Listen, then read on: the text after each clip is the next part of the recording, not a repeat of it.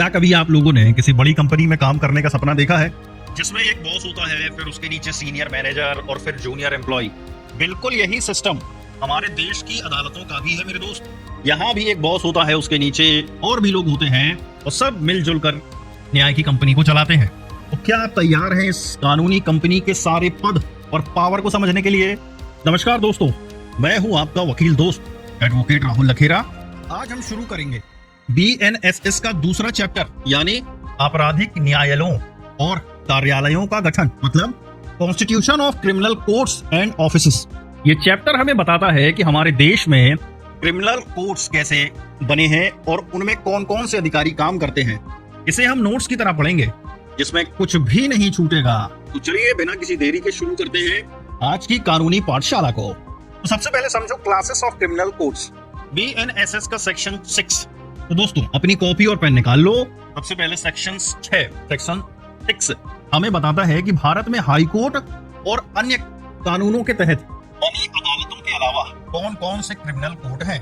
तो सबसे पहले समझो court of session. Court of session मतलब प्रथम श्रेणी न्यायिक magistrate, judicial magistrate of the first class. फिर समझो द्वितीय श्रेणी न्यायिक magistrate, judicial magistrate of second class. फिर समझो कार्यपालक मजिस्ट्रेट, जिसे एग्जीक्यूटिव मजिस्ट्रेट कहेंगे। तो दोस्तों BNSS का सेक्शन 7 बात करता है टेरिटोरियल डिविजन्स के बारे में। यह सेक्शन हमें बताता है कि राज्य सरकार हाई कोर्ट से सलाह करके पूरे राज्य को अलग अलग हिस्सों में बांट सकती है। पूरे राज्य को सत्र खंड मतलब सेशंस डिवीजन में बांटा जाता है। हर सत्र खंड में एक या एक से ज्यादा जिले मतलब डिस्ट्रिक्ट्स होते हैं।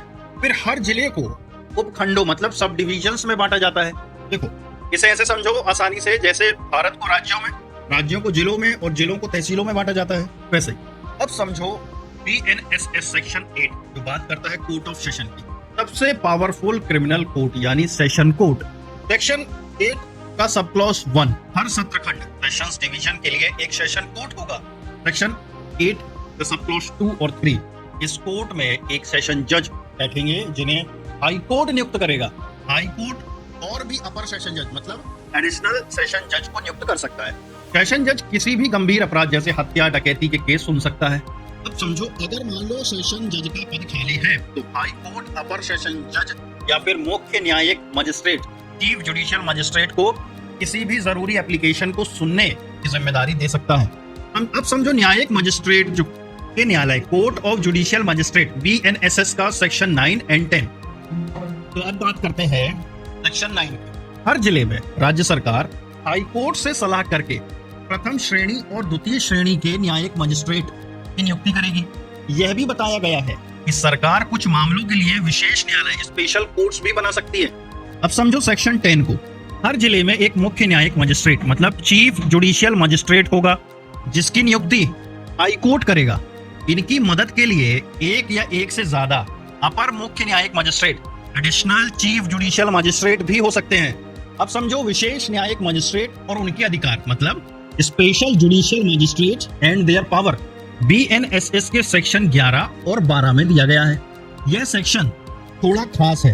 देखो बड़ी आसानी से समझो सेक्शन 11 को, हाई कोर्ट केंद्र या राज्य सरकार के अनुरोध पर किसी भी ऐसे व्यक्ति को स्पेशल मतलब विशेष न्यायिक मजिस्ट्रेट, स्पेशल जुडिशियल मजिस्ट्रेट बना सकता है, जिसके पास कानूनी मामलों का अनुभव हो। इनकी नियुक्ति एक बार में 1 साल से ज्यादा के लिए नहीं हो सकती। अब समझो सेक्शन 12, मुख्य न्यायिक मजिस्ट्रेट इन सभी मजिस्ट्रेट्स के कार्यक्षेत्र मतलब लोकल ज्यूरिडिक्शंस को तय कर सकते हैं। न्यायिक मजिस्ट्रेट का अधीनस्थ होना। अब समझते हैं subordination of judicial magistrate, BNSS का सेक्शन 13। देखो हमारी कंपनी में हर कोई किसी न किसी के नीचे तो काम करता है। मुख्य न्यायिक मजिस्ट्रेट सेशन जज के अधीनस्थ मतलब सबऑर्डिनेट होते हैं और बाकी सभी न्यायिक मजिस्ट्रेट मुख्य न्यायिक मजिस्ट्रेट के अधीनस्थ होते हैं। चले अब बढ़ते हैं आगे BNSS के सेक्शन 14, सेक्शन 14 में जो बात करता है एग्जीक्यूटिव मजिस्ट्रेट के बारे में। देखो इनका काम न्यायिक मतलब जुडिशियल नहीं है बल्कि प्रशासनिक मतलब एडमिनिस्ट्रेटिव होता है। तो सबसे पहले समझो सेक्शन 14। देखो राज्य सरकार हर जिले में एक जिला मजिस्ट्रेट, डिस्ट्रिक्ट मजिस्ट्रेट नियुक्त करेगी। इनकी मदद के लिए अपर जिला मजिस्ट्रेट, एडिशनल डिस्ट्रिक्ट मजिस्ट्रेट भी हो सकते हैं। देखो इनकी पावर को समझो, इनका काम कानून व्यवस्था मतलब लॉ एंड ऑर्डर बनाए रखना, लाइसेंस देना आदि होता है। इनका काम न्याय करना नहीं है बल्कि सरकार की नीतियों को लागू करना है। तो समझना यहाँ अंतर जुडिशियल मैजिस्ट्रेट और एग्जीक्यूटिव मैजिस्ट्रेट में। चलो आगे बढ़ते हैं। अब समझते हैं विशेष कार्यपालक मजिस्ट्रेट, स्पेशल एग्जीक्यूटिव मजिस्ट्रेट, जिसकी बात BNSS के सेक्शन 15 में की गई है। यह सेक्शन बताता है कि सरकार किसी खास काम के लिए विशेष कार्यपालक मजिस्ट्रेट नियुक्त कर सकती है। ये एक पुलिस सुपरिटेंडेंट मतलब सुपरिटेंडेंट ऑफ पुलिस के रैंक से कम नहीं होगा। अब समझो, पब्लिक प्रोसिक्यूटर की नियुक्ति है, appointment of public prosecutor, BNSS का सेक्शन 18। तो भैया ये है कोर्ट के हीरो यानी प्रोसिक्यूटर, सेक्शन 18। केंद्र या राज्य सरकार हर हाई कोर्ट और हर जिले के लिए एक लोक अभियोजक पब्लिक प्रोसिक्यूटर नियुक्त करेगी। इसकी एलिजिबिलिटी समझो, पब्लिक प्रोसिक्यूटर बनने के लिए 7 साल तक वकालत। स्पेशल पब्लिक प्रोसिक्यूटर, इसके लिए किसी खास केस के लिए 10 साल के अनुभव वाले वकील को स्पेशल पब्लिक प्रोसिक्यूटर बनाया जा सकता है। देखो खास बात इसमें क्या है कि जिला मजिस्ट्रेट सेशन जज से सलाह करके पब्लिक प्रोसिक्यूटर के लिए पैनल बनाता है। सरकार उसी पैनल से किसी को चुनती है।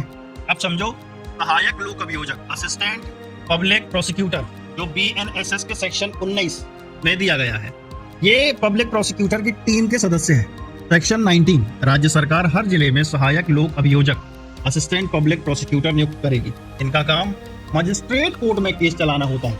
ये वही है जिसकी तैयारी कर रहे हो आप लोग।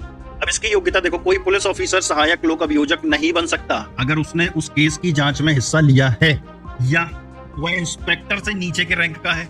अब समझो, डायरेक्टरेट ऑफ प्रोसिक्यूशन BNSS का सेक्शन 20, यह एक नया और महत्वपूर्ण सेक्शन है। सेक्शन 20, राज्य सरकार एक अभियोजन निदेशालय मतलब डायरेक्टरेट ऑफ प्रोसिक्यूशन बना सकती है। इसके जो हेड अभियोजन निदेशक डायरेक्टर ऑफ प्रोसिक्यूशन होंगे।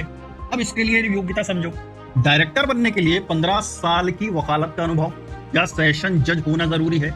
इनका काम भी समझो, ये निदेशालय गंभीर मामलों मतलब 10 साल से ज्यादा की सजा वाले उनकी निगरानी करेंगे और मामलों को तेजी से निपटाने में मदद करेंगे। तो दोस्तों BNSS का चैप्टर 2 यहाँ पर खत्म हो।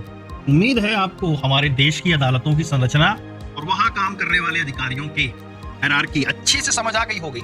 अब आप किसी कोर्ट में जाएंगे तो आपको पता होगा कि कौन सा जज किस पद पर है।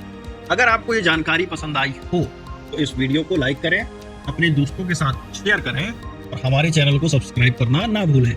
ऐसे ही और भी मजेदार कानूनी किस्से और जरूरी जानकारी लेकर मैं जल्दी वापस आऊंगा। तब तक के लिए देखते रहिए और समझते रहिए कानून को। मैं हूं आपका वकील दोस्त एडवोकेट राहुल लखेरा। अलविदा।